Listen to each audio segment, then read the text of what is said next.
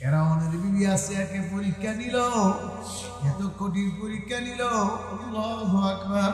তারপরও কিন্তু আসিয়া আলাইহিস সালাম কালিমা ছাড়ে নাই, ঈমান ছাড়া হয় নাই। ফেরাউনকে পরিষ্কার জানা দিল, ফেরাউন তুমি আমার স্বামী হতে পারো, আমার রব হলো আল্লাহ। জোরগণ কে? ইন্নাল্লাযীনা ক্বালু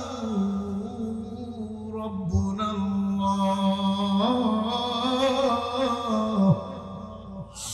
আমার আল্লাহ বলে যারা বলবে আমার রব হলো আল্লাহ। রবকে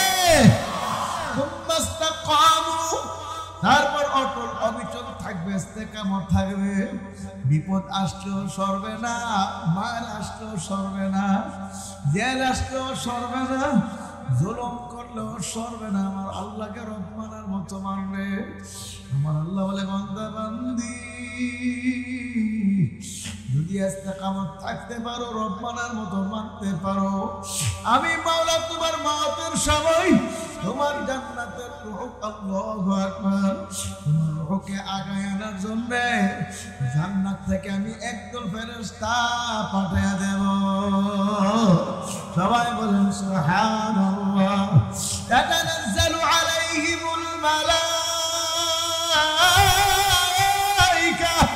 আল্লা তাখাফু ওয়া লা তাহজানু ওয়া আবশিরু বিল জান্নাহ। আমার মাওলা হাজার হাজার ফেরেশতা নাজিল করবে। ফেরেশতারা আসি আপনার পাশে বসে বলবে আল্লাহ তাখাফু ওয়া লা তাহজানু, তোমার কোনো ভয় নাই, তোমার কোনো চিন্তা নাই। তুমি যে মাওলার জান্নাত কামাই করছো তাকায় দেখো, হে আল্লাহ তাকে নেককার বান্দা বান্দি তাকায় দেখো, জান্নাত তোমার চোখের সামনে হাজির। আল্লাহ তাকে নেককার বান্দা বান্দি স্বপ্নের মতো দেখতে পারবে। জান্নাতের দরজাগুলো টাস ঠাস করে খুলে গেছে, জান্নাত দেখে মুস্কি হাতে কলিজা ছুঁয়ে যাবে। আল্লাহ আল্লাহ আল্লাহ। জান্নাতের মেহমান, জান্নাতের ফেরেশতাদের দেখে অন্তর শুরু হয়ে যাবে। এই যে কুমিল্লা জেলা মুরাদনগর গেছিলাম, মুজাহিদ কমিটির সদস্য বলে হুজুর আমাদের এক মুজাহিদ মিডিয়ারে চাকরি করতে ইন্তেকাল করছে, হালকা কামাই দিত না, মাসিক ইস্তেমা কামাই দিত না, চরমনার কোনো মাহফিল কামাই দিত না, সবসময় মাথায় পাগড়ি বাঁধে রাখতো, সুন্নতি জামা গায়ে থাকতো। হুজুর ইন্তেকালের আগে অসুস্থ, বিছনায় পড়া ছেলে মেয়েরা তুলে বসাইছে, আল্লাহর বান্দা বৈশা রয়েছে, ছেলে মেয়ে স্ত্রীও পাশে বৈশা রয়েছে। ওই বসা অবস্থায় সামনের দিকে তাকাইয়া আসসালামু আলাইকুম ওয়া রাহমাতুল্লাহ, সামনের দিকে তাকায় সালাম দিল। ছেলে মেয়েরা বলল আব্বু তুমি কাকে সালাম দিছো, কেউ তো আমাদের ঘরে ঢুকে নাই। তখন বলে তোমরা বুঝবা না, মাওলার জিকির করো লা ইলাহা ইল্লাল্লাহ, লা ইলাহা ইল্লাল্লাহ। মুজাহিদ কমিটির সদস্য বলে হুজুর চরমনার ময়দান আজানের পরে যেভাবে টাইনা টাইনা জিকির করা হয় ঠিক সেইভাবে আল্লাহর বান্দা জিকির শুরু করিয়া দিল। সন্তানদের বলল, বিবিরে বলল তোমরাও জিকির করো। ওরা বৈশা বৈশা জিকির করতে আছে, এর ভিতরে দেখে বাবা ঢইলে পড়ে যাইতে আছে। সন্তানরা দৌড়িয়ে দেখে নাই নাই, আর লাউ নাই, কথা নাই, আর শব্দ নাই, জিকিরও বন্ধ হয়ে গেছে। আর ডাকে আব্বু আব্বু বলে, আব্বু তো ডাকে জবাব দিতে পারে না। আল্লাহর নবী বলছে মান ক্বালা লা ইলাহা ইল্লাল্লাহ আদখালাল জান্নাহ, যার জীবনের শেষ কথা হবে লা ইলাহা ইল্লাল্লাহ, সে সোজা বেহেশতে চলে যাইবে। সবাই বলেন সুবহানাল্লাহ। হে আমার বাজারেরা, আল্লাহু আকবার। আল্লাহর কতবার আজকে চরমনার জমিনে ঘুমায় রয়েছে, আহারে কতবার কত জায়গায় ঘুমায় রয়েছে। আল্লাহর কতবার বলিয়া গেছে বাবা কেউ ঠকে নাই। এদিকে তো কয়েকদিন আগে উত্তরবঙ্গে গেছিলাম, আল্লাহু আকবার আল্লাহ। ওই যে কুড়িগ্রামের ফজলুল উলুম রহমাতুল্লাহ আলাইহি, ফজলুল করিম রহমাতুল্লাহ মাদ্রাসার পাশে ঘুমাইয়া রয়েছে। ওই কুড়িগ্রামের গুগু মুন্সি বশিরউদ্দিন মুন্সি, যারে গুগু মুন্সি বলে মানুষ ডাকতো, তার মৃত্যুর এতেকালের বাবারে 32 বছর পরে কবর ভাঙ্গা লাশটা বের হয়ে আসলো। কাপনের কাপড় সহ তরতাজা লাশ, সুবহানাল্লাহ। পুনরায় যারা কবর থেকে আল্লাহু আকবার ওই নদীর পার থেকে লাশটাকে উদ্ধার করে কবরে পুনরায় শোয়াইছে। এদের মধ্যে একজন আমার কাছে বলছিল, হুজুর আমরা নিজেরা কবর আবার পুনরায় শোয়াইছি। তিনি আমার গাড়ি দিয়ে ঢাকা আসছিল, গাড়ির বৈশা বসে বলতেছে, গল্প করতেছে, হুজুর ওই বশিরউদ্দিন মুন্সি গুগু মুন্সির ওই লাশের অবস্থা যখন আমাদের কানে আসলো, আমরা কবরস্থানে চলে গেছি।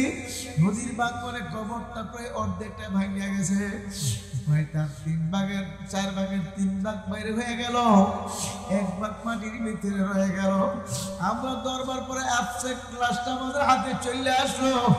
হুজুর আমরা নিয়ে মাদ্রাসার মাঠে রাখলাম, সাংবাদিকরা জড়ো হয়ে গেল, হাজার হাজার মানুষ ভাঙ্গা পড়লো। তখন বলছিল, হুজুর ওই যে 32 বছর আগে দাড়ির মধ্যে মেহেন্দি লাগাইছিল, সেই মেহেন্দির দাগ দাড়ি থেকে মুছে নাই। আল্লাহ আল্লাহর বান্দা, আমার মাওলাকে যেন রাজি আর খুশি করিও। আমার মাওলার আশিক, আমার মাওলার পাগল হইয়া যারা মওতের বিচারে পড়তে পারবে, আমার মাওলা জান্নাত দেখায় তার মওত দেবে, সুবহানাল্লাহ। আমার মাওলা কবরের ভিতর থেকে অক্ষত রাখবে। আল্লাহ আল্লাহ। আল্লাহর বান্দারা, বাস্তব আরেকটা ঘটনা, আমাদের বিদারিয়া জেলার কুড়িগড় গ্রাম নবীনগর থানা, আমি গেছিলাম মাহফিল করার জন্য। মাহফিল করছি যেখানে, সেখান থেকে আসতে একটা কবরস্থান পরে ধর্মনার মুজাহিদরা বলল, হুজুর এখানে একজন আল্লাহর ওলি শুয়ে রয়েছে, হুজুর কবরটা জিয়ারত করিয়া যান। রাতটা প্রায় 12টার কাছাকাছি। আমি বললাম, আল্লাহর ওলি কে, নাম ঠিকানা বলেন। হুজুর নাম ঠিকানা বলতে পারবো না। আমি বললাম, নাম ঠিকানা জানেন না, আল্লাহর ওলি আবার কেমনে বুঝলেন? বুঝি না। হুজুর ঘটনা শোনেন, আমাদের এলাকার একটা লোক মারা যাওয়ার পরে ওই লোকের কবর করার জন্য যারা কবর করতে আসে, ওনারা কবর করতে যাইয়া এই আল্লাহর ওলির লাশটা কবরের ভিতরে পাইছে। যেরকম সুবহানাল্লাহ, এমন এক মুরব্বির লাশ, তরতাজা লাশ, কাফনের কাপড় সহ, যেরকম সুবহানাল্লাহ। কিন্তু বাবারে যারা কবর করে, তারা তো বেশিরভাগ লোক বেনামাজি, নামাজ কালাম ঠিকভাবে পড়ে না। ঠিকই আপনাকে কি অবস্থা আমি জানি না, নামাজ কালামে তার কাছে নাই, মানুষ করলে কবর করতে আগে যায়, কথা ঠিক না? সবকিছু বুঝে না, তারা ভয়েতে জলদি জলদি করে বাড়ি দিয়ে আবার কবর আরেকটা করে অন্য জায়গায় করলো। মাদ্রাসার কাছে মেশকাত পর্যন্ত মাদ্রাসা উস্তাদের কাছে খবরটা পৌঁছাইয়া দিল।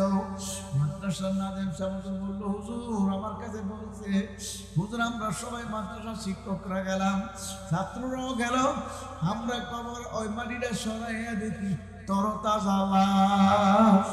আমাদের উস্তাদরা কেউ চিনি না। এক ব্যক্তি চরমনার মুজাহিদ, প্রায় 80-85 বছর বয়স হইবে, সেও আমার কাছে বলছে, হুজুর ওরা আমার কবরে শুয়াইয়া চতুর্দিকে একটা বেড়া দিয়া এখানে সংরক্ষণ করে রাখছে, কেউ যেন এই কবরে আর কবর করতে না পারে। পুনরায় কবরটা আমি জিয়ারত করে আসছি। বাবার আল্লাহকে রাজি আর খুশি করি, ইমান আমল ঠিক করে যদি কবর যাইতে পারো, আমার মাওলা বড় দয়ার মাওলা, বড় মায়ার মাওলা। আমার মাওলাকে রাজি আর খুশি করে কবরে যাইতে পারলে আমার মাওলা কবরকে জান্নাতের বাগিচা বানায়া দিবে। সবাই বলেন সুবহানাল্লাহ। আমার কুতুবুল আলম বলতেন, বাবা বাংলাদেশ মুজাহিদ কমিটির